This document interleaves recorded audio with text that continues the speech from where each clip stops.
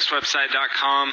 One of the most requested videos I get asked all the time is to make some in-depth, some very, very thorough videos on some of the most popular variations in some of the more popular openings. So the Sicilian defense, different variations, the Nazdorf, the dragon, the accelerated dragon, the classical, different things for the Queen's Gambit, some very, very in-depth videos on different variations. So that's exactly what we're going to do. I think it's going to be a great series. I probably have about 80 or so videos in the works for all the different variations. But we're actually going to start with the Sicilian defense, and in this video we're going to start with the dragon. It is the sharpest, it is the most aggressive opening, and being an aggressive player myself, it is my favorite variation in the Sicilian defense, so I thought what better way to start the series than with the dragon variation.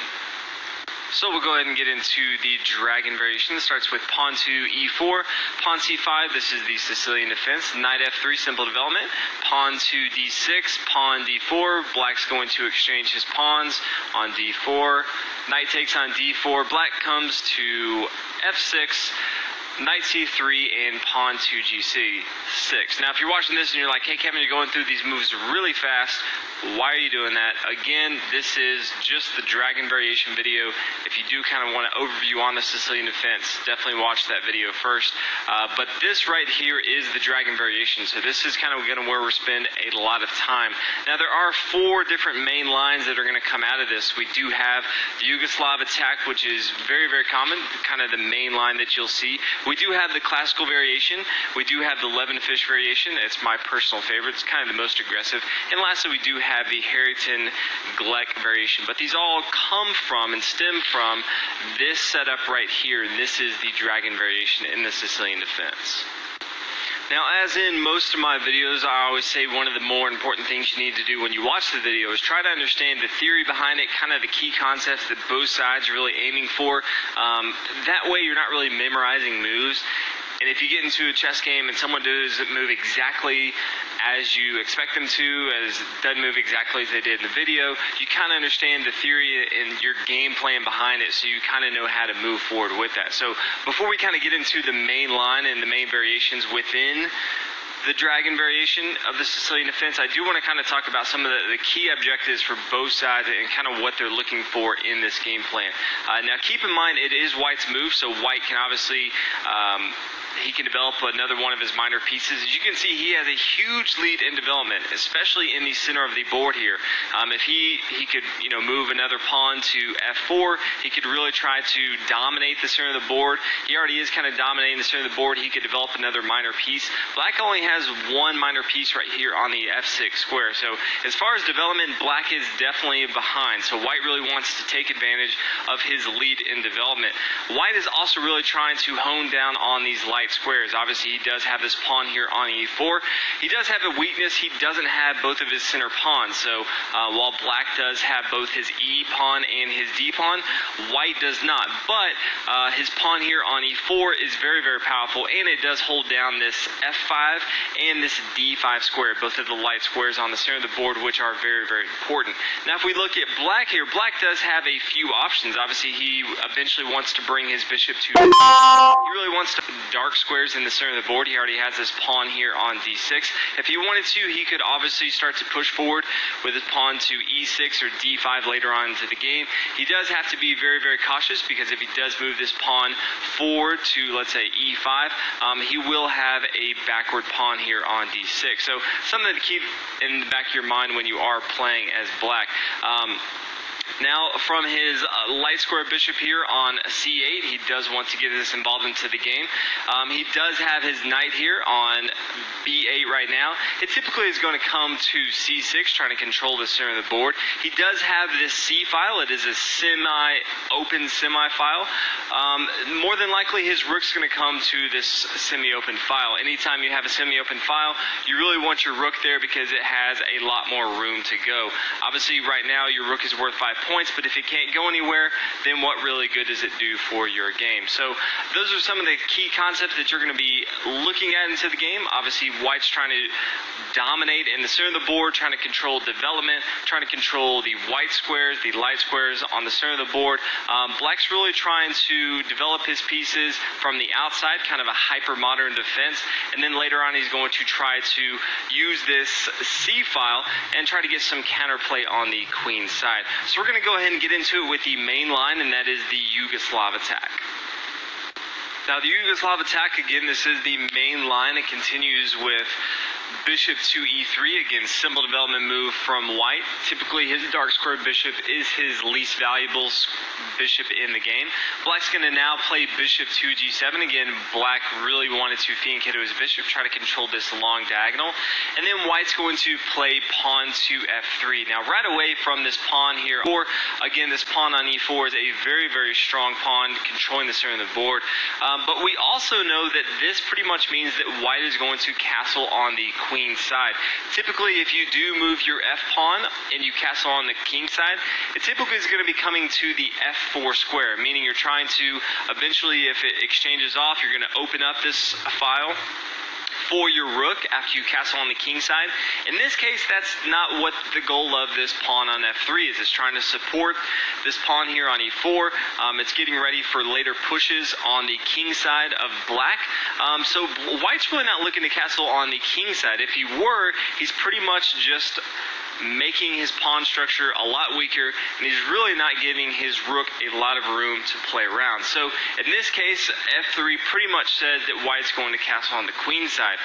Now, as you can already imagine, black's next move is going to castle on the king side, and there's going to be a lot of fireworks. Anytime both sides are going to castle on different sides, it's pretty much just going to be a tactical crazy nightmare, and there's going to be just a lot of aggressive play. And if anyone slips up, it's pretty much going to be game over. So keep that in the back of your head.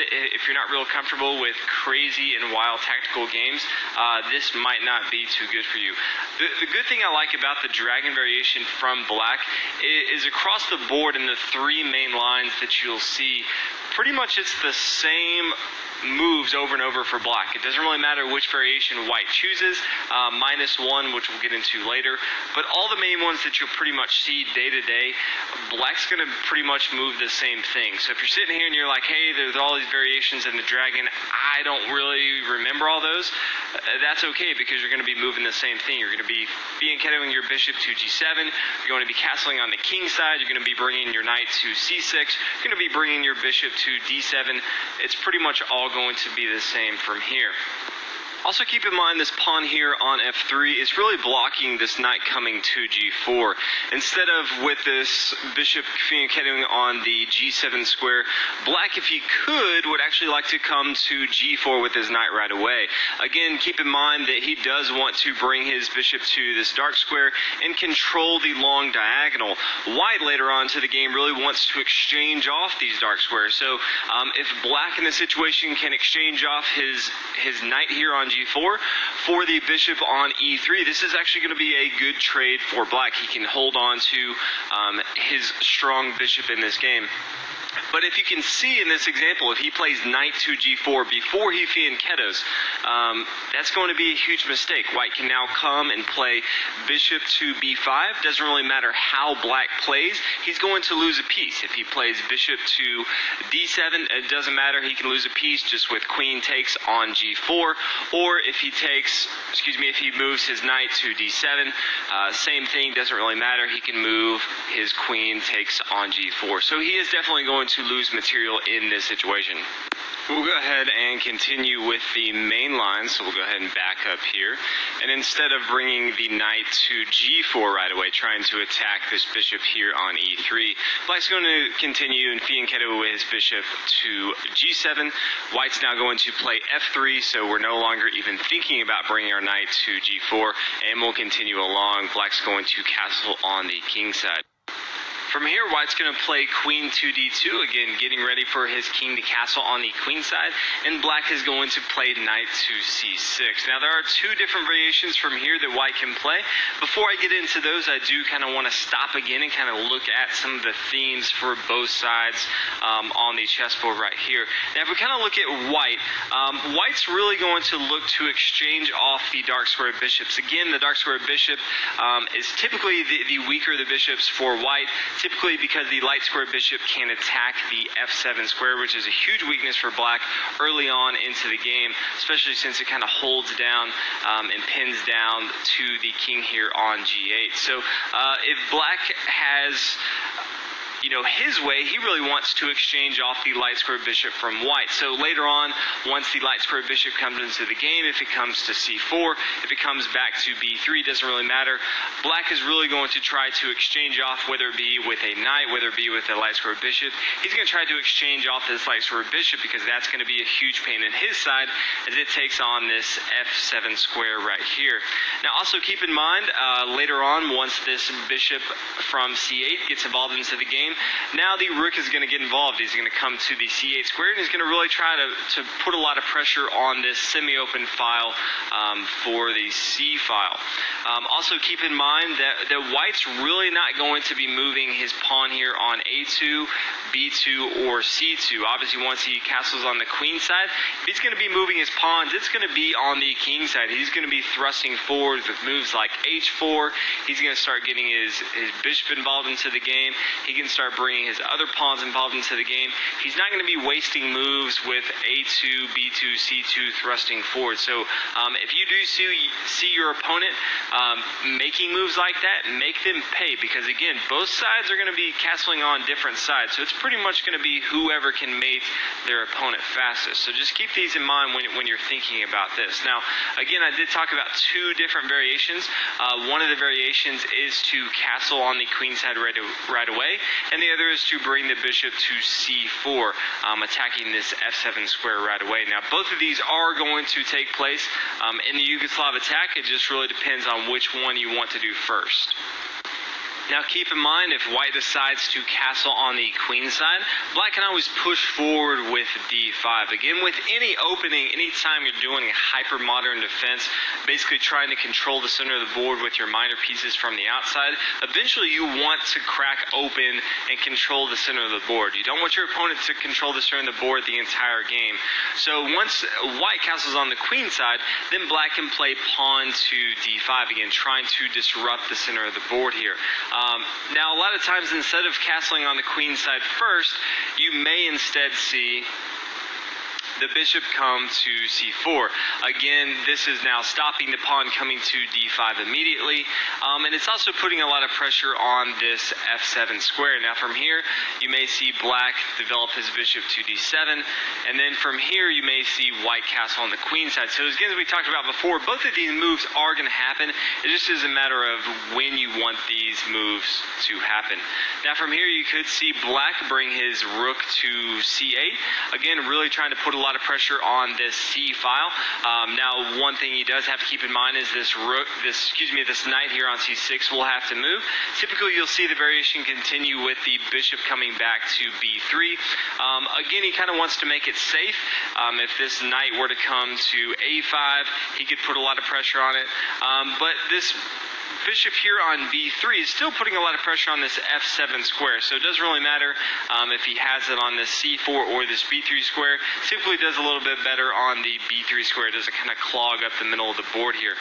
From here, the knight can come to e5, again trying to control the center of the board more, but at the same token, he's also allowing for the rook to really hone down on this c file. So these are some of the key themes that you'll see within the Yugoslav attack. Again, it's going to be very, very aggressive on both sides. From white here, white can really try to start to attack on the king side. He can start with moves like h4. Black can try to stop that with pawn to h5. If white wanted to, he could bring his bishop into the action and try to trade off these dark squares, as we talked about before. And then black's going to try to counter on the queen side. Again, he does have this semi-open c file. He can start to push these pawns forward. He can play, let's say, a6. He can start them with b5. He also has, his central knight here with e5. This can kind of jump into the action whenever he wants to. He does have this light square bishop that can kind of support these other pawns and pieces. So it's pretty much going to be chaos. Pretty much white's going to try to control the king side, and black's going to try to dominate on the queen side. So this is the Yugoslav attack. Definitely one of the main lines. Definitely one of the more exciting lines if you ever have played it. It's pretty much just chaos and sharp lines all over the place. So definitely recommend trying this out. If you really enjoy chess, I think this will really pique your interest. Now the next line is the classical variation. It's for those white players who come across the dragon variation very often, but they really don't want to get into the sharp tactical lines that the Yugoslav attack gets into. Instead, they kind of like the positional play. They like the really solid openings, and they really like to play ABC chess. And so for those players, we have the classical variation, and from the dragon defense, we have bishop to e2. Now, as you can see, this is very different from the last defense. The bishop before was coming to c4 after white had castled on the queen side. Really tried to put a lot of pressure on black on the king side.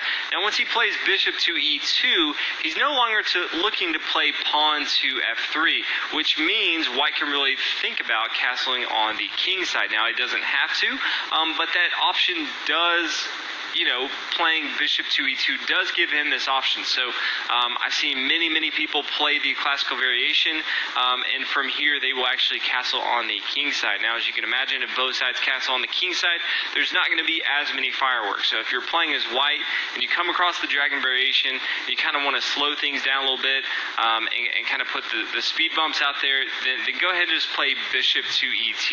Don't go ahead and play bishop to e3, get into the Yugoslav, instead just play bishop to e2. Don't worry about pawn to f3. Just kind of do the quiet play. Now from here again, as I told you before, black's moves are kind of the same. So black's going to play bishop to g7, fianchetto his bishop, trying to do the same thing. Now the bishop from white's going to come to e3. Black's now going to play knight to c6. Again, he's really trying to control the center of the board. All the moves are, again, very similar. White can now castle on the king side, and black can now castle on the king side as well. So again, as you can see here, this is more of a positional play. There's not going to be as sharp of lines here going on. White does have a few options. He can always bring his knight back to b3, really opening up this d file if his queen wants to get involved into the game. He can always develop his queen, and then he can start to get his rooks involved into the game if he wants to really eye down on this d file. He could also bring, if he wanted to, he could bring his knight over to b5. Again, typically more times than not, you're going to see the knight come back to b3. It's actually a very good square for the knight to come back to. Now, from black's point of view, he's kind of trying to do the same thing. He's trying to control the dark squares on the center of the board. He's looking to get his light square bishop involved into the game. He does have a few more options now. He could always now bring his bishop to e6. He's not too worried about the bishop coming to c4, as that would kind of be two moves for the light square bishop from white in the opening. You typically don't see someone moving their minor pieces over and over again if they don't have to. Also, the rook can come to c8. He can try to control the semi-open file on the c file. So a lot of different things going on in this variation, the classical variation, but it all kind of stems from the same ideas that we talked about in the Yugoslav attack. But this is the classical variation. Now the next variation we're going to be talking about is my favorite variation. It's the Levenfish variation. It's actually more aggressive from white. So if you're playing white and you start out with e4 and black tries to, counter that with the dragon variation, basically saying, hey, I'm ready to go, let's do this thing, you can respond with the Levenfish variation, which basically says, hey, I want to be even more aggressive than you are right now. And that actually is pawn to f4. You can kind of tell right away that fireworks are going to ensue. And what this pretty much does is it kind of starts the fireworks as far as the pawn thrusting forward right away. away. Typically in the Yugoslav attack, even in the classical variation, doesn't really matter which side you're going to be castling on. Typically there's going to be a lot of pawns being pushed forward. Typically in the Yugoslav attack, once the king's castled on the queen's side, all the pieces are developed, then white starts to really push forward with the pawns.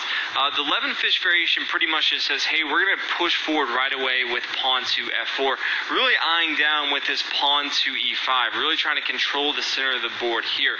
Now this is the one variation that I talked about where black has to change things up. As we'll talk about here in a minute, if he plays bishop to g7, this is actually going to be a big mistake from black, which is why I like to play this from white's point of view. So yes, we are going over all the variations from the dragon, but I do also want to give a shout out to the players that are playing white. You may come across this many times, so even if you don't want to play this as black, if you are white and you do see this, you may want to throw the 11 fish variation if you are very aggressive. Because a lot of times, again, as we talked about before, people that play the dragon are so used to playing the same moves over and over. They're so used to fee and kettling their bishop, then bringing their knight to c6, then castling on the king's side. They pretty much don't know anything different. But in this case, they actually do want to bring their knight to c6 before they fee and kettle their bishop to g7. And I'll show you why here in a minute, but pretty much they want to stop this thrusting forward of pawn to e5. If we exchange right here, then the knight can take on e5. But if this knight's not here, it's going to be a lot of problems going forward. So that's kind of what I want to talk about right now. If the bishop comes to g7, black's going to have huge problems. From here, white can play bishop to b5. Very, very strong move. Black does have a lot of different options. I kind of want to go over the main ones. It's really not going to do a lot of good to bring his knight to c6. Again, he will lose material. It doesn't really matter how we kind of slice that up here. He is going to lose material. We could even, if we wanted to exchange with our knight here first, and then he's going to check the king here and attack this rook here on a8. So that's not really a good move. His other options would be to bring a piece to this d7 square. So we'll kind of look at some of those options right here. His first two options he does is to bring either the bishop or the knight here to d7. So we'll go ahead and start with the knight here coming to d7. Now from here, again, as we talked about before, white's going to push forward. He's going to play pawn to e5 and start to put a lot of pressure on this knight here on f6. Now, it doesn't really matter if black exchanges or not. It's pretty much going to do the same thing. We'll go ahead and take a look at it. If he does exchange, we'll say that the pawn takes on e5. White's going to respond taking.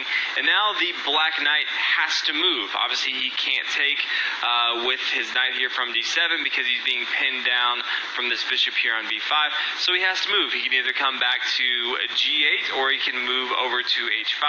Doesn't really matter. We'll just put him here on h5, and then the pawn's going to continue down the board, putting a lot of pressure on black with pawn to e6. Now, the really only way that black has to save face here as far as a material standpoint is to play pawn takes on e6. After he does that, white can now come in with knight capturing on e6. You can start to see black's really starting to fall apart as far as his structure. His king's no longer safe. It doesn't really matter if he castles on the king side or the queen side. He's not going to be safe at all. You never want to fee and kettle your bishop on the king side and then lose your f pawn. This is definitely not the way you want to go. Obviously, the king here on e1, he can castle on the king side, make his rook here on the f file very, very powerful. It's a full open file. Or he can always castle on the queen side. He does have a lot of safety here on the queen side. So it doesn't really matter how you look at it. Black's going to be in a lot of trouble. Now again, we can come back here, we can, let's say he doesn't move his pawn here, he can always move his knight back to g8 right away. Doesn't really matter, white's going to continue with the same thing as we talked about. He can bring his pawn to e6 now, again putting a lot of pressure on this pawn on f7. Again, he's also attacking this knight here on d7, which cannot move. So again, the only thing he can do is bring his his pawn to e6. And after he recaptures, again, we're kind of in this same boat right here, putting a lot of pressure on black, and there's not a lot for him to do. Same thing is really going to happen if he brings his bishop to d7. We're going to continue doing the same thing, pushing forward with our pawns. Pawn to e5. Again, if he captures, it doesn't really matter. He's going to take. Knight's going to have to move, and then we continue to push forward with the pawn here on e6. If he takes, he's still going to be in a lot of trouble. Do want to touch on one other point. Probably one of his better moves he does has is if he brings his knight back to d7. From here, white has a few options, but again, if you kind of look at it, white's really putting a lot of pressure on black, and black's really stopping a lot of his development possibilities. Yes, he is kind of saving face a little bit as far as a material standpoint, but he no longer can get his light square bishop involved into the game. He can castle on the king side, but he's pretty much moved his minor piece, his knight here on f6. He's now moved it to d7, which is not, you really don't want to be moving your minor pieces all over the board. Also, as we can tell, white does have a lot of different options from here. He can castle on the king side, really start to put a lot of pressure. Again, he still has his pawn on f4, so he can start to push that forward, put a lot of pressure. He can always get his queen involved into the game. He can get his dark square bishop involved into the game. It's going to be very hard for black to put a lot of pressure on white right now. In other variations, we have a lot of tactical, and aggressive lines from black, but right now it's just kind of being passive, kind of just blocking everything that white has, and white's kind of just starting to really dominate the center of the board as far as development. It's going to be really hard for black in this situation. So again, the 11 fish variation just starts with that pawn to f4. Very, very aggressive line from white, but I find it very, very useful, especially for those players that are not too familiar with it. Now, the last variation is the Harrington-Gleck variation, and there's not as much theory on it, so I'm not going to go too in-depth in it just because you don't see it that often at all. But definitely knowing the concepts that we've talked about in the video, you may want to try it out. It does have some great positional play from white's side. Again, black's theory is kind of the same. He's going to be playing the same moves from the beginning. But it starts out with bishop to e3 from white. Black's going to continue the same thing with feeding Kedwin's bishop to g7. The bishop is now going to come to e2. Black's going to castle on the king side, and then the queen's going to come to d2. From here, black's going to continue with knight to c6. Again, same format we talked about before. And then white has two options. He can castle on the king side, or he can castle on the queen side. So if you're looking for a lot of, a lot of different ideas as far as which way you can go, you can kind of mix it up. You can try some games castle on the king side. You can have some games castle on the queen side. More times than not, you're going to see castling on the queen side. Again, you kind of do have all your pieces kind of lined up against the king side, so you kind of have an attack already starting. Again, from here, white really wants to start pushing forward with his pawns on the king side. He does start to have, his bishops and his knights ready to go attacking on the king side. So not as sharp as plays we've seen from some of the other moves. The Yugoslav attack where the bishop's coming out to c4, putting a lot of pressure on black on the f7 square. But you definitely still see a lot of solid play from white. So it really depends on how aggressive or not aggressive you want to be in this defense from both sides, from black or from white. You have a ton of different options. There's so much theory, so many fantastic games that you can watch. If you kind of like one of the variations, if you say, you know what, I really like the 11 fish variation, go check out some different games of some of the famous players that have played that. If you kind of like the Yugoslav, go check out some of the famous games played by that. There's so much great theory based on all these, and kind of think about some of the themes and the ideas that we've talked about, and kind of see how those players use, the semi-open file for their rook here. See how white really tries to control the center of the board with the light squares.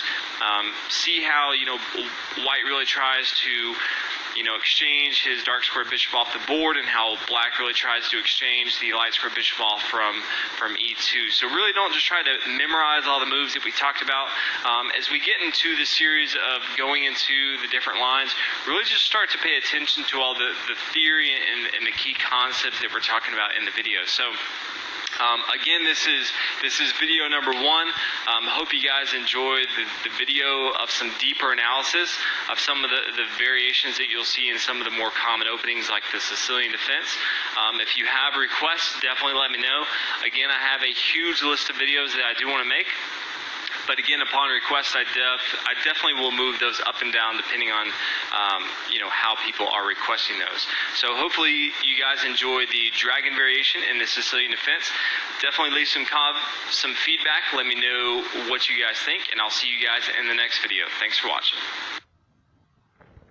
Hey everyone, this is Kevin from thechesswebsite.com. We're going to be making a lot more videos on chess openings.